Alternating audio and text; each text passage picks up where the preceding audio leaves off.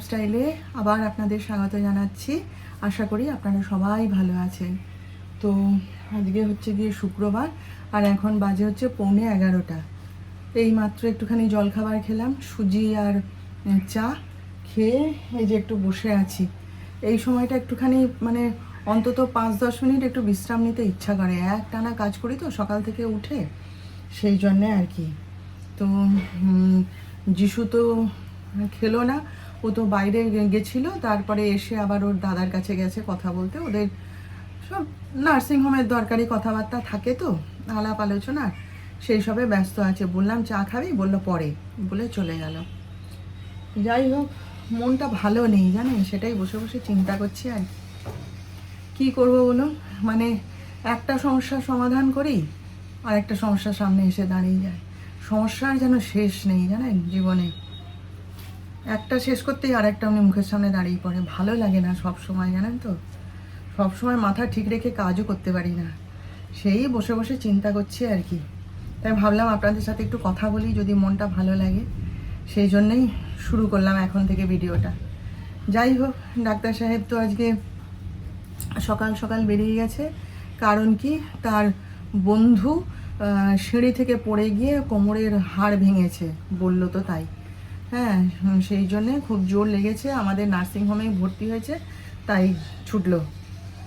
আর আমি এই পুজো টুজো করে উঠলাম, আজকে তো শুক্রবার, পুজো করে উঠলাম, উঠে জলখাবার খেয়ে ঠে এবার এই কাজকর্ম শুরু করব। আজকে তো অনেক কাজ, একবার ওদের রান্না, একবার আমার রান্না, আর একটা শুক্রবার করলেই হয়ে যাবে।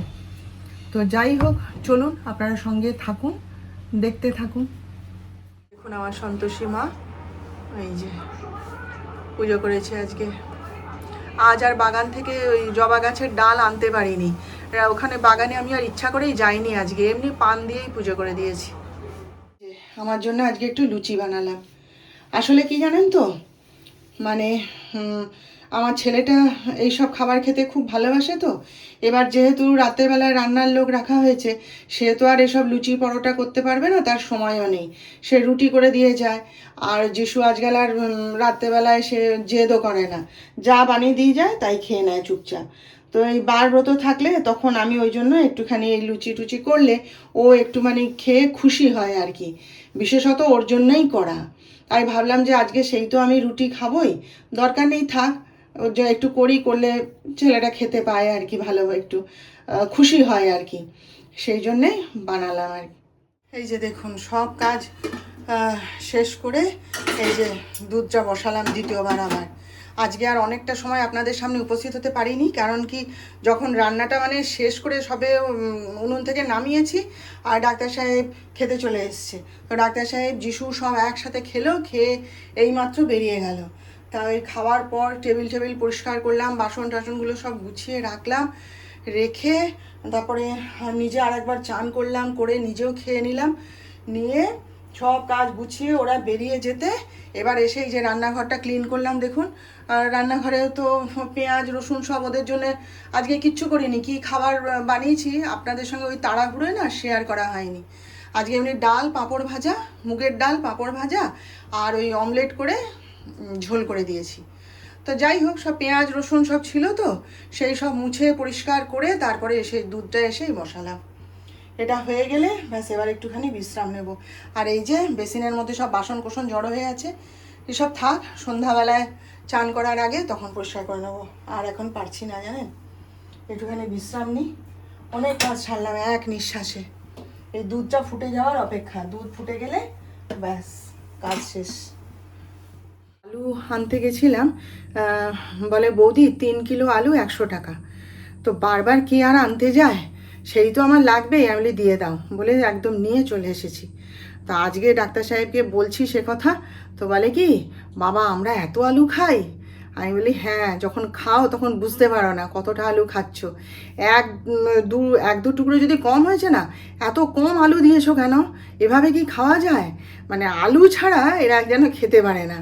তাও আমার যিশু কিন্তু আলু না দিলে কোনো গণ্ডগোল করে না, দিলে দিলে, না দিলে না দিলে। আলু ভাতেটা খুব পছন্দ করে।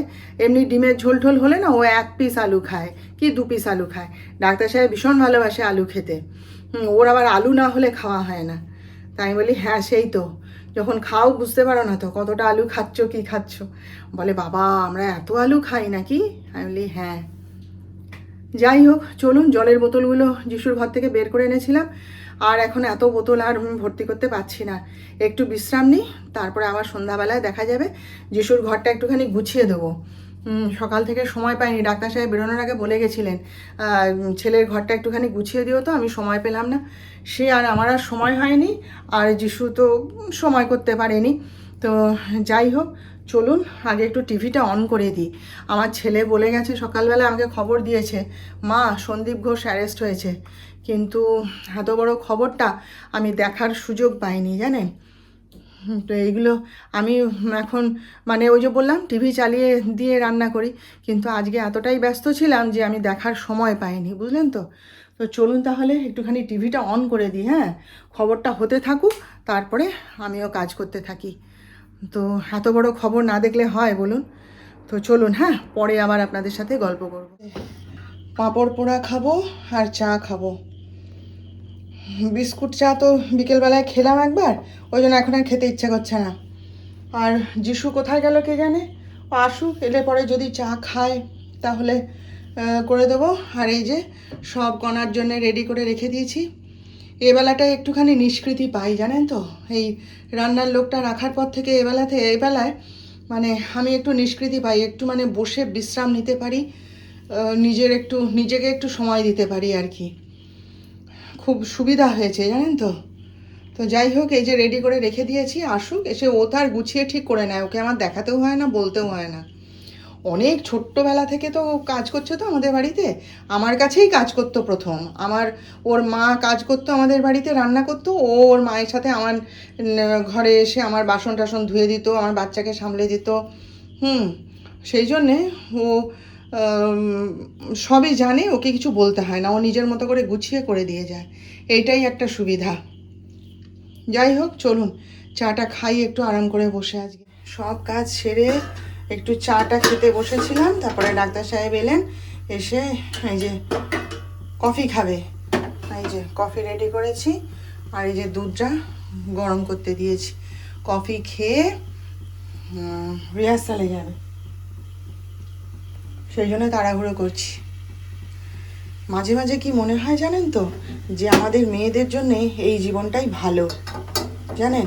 এই যে সারাদিন ঘরের মধ্যে কাজকর্ম করছি, যা করছি আমরা ঘরের ভেতরেই সেফ আছি, মাঝে মাঝে মনে হয়। এক এক সময় মনে হয় দূর কি হলো জীবনে, সেই কি বলে, এত লেখাপড়া শিখলাম কিন্তু কোনো কাজে লাগাতে পারলাম না, সব শুধু এই রান্না করে এ করে সংসার করেই শেষ হয়ে গেল। তারপরে এখন যা পরিবেশ পরিস্থিতি দেখছি, তাতে মনে হয় বাবা আমরা ঘরের ভেতর আছি না, ঠিকই আছি, খুব ভালো আছি।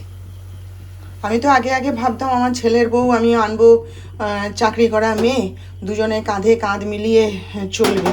কিন্তু এখন ছেলেকে বলছিলাম যে না বাবা, আমি আমার মতন হাউস ওয়াইফই আনবো তোমার জন্যে।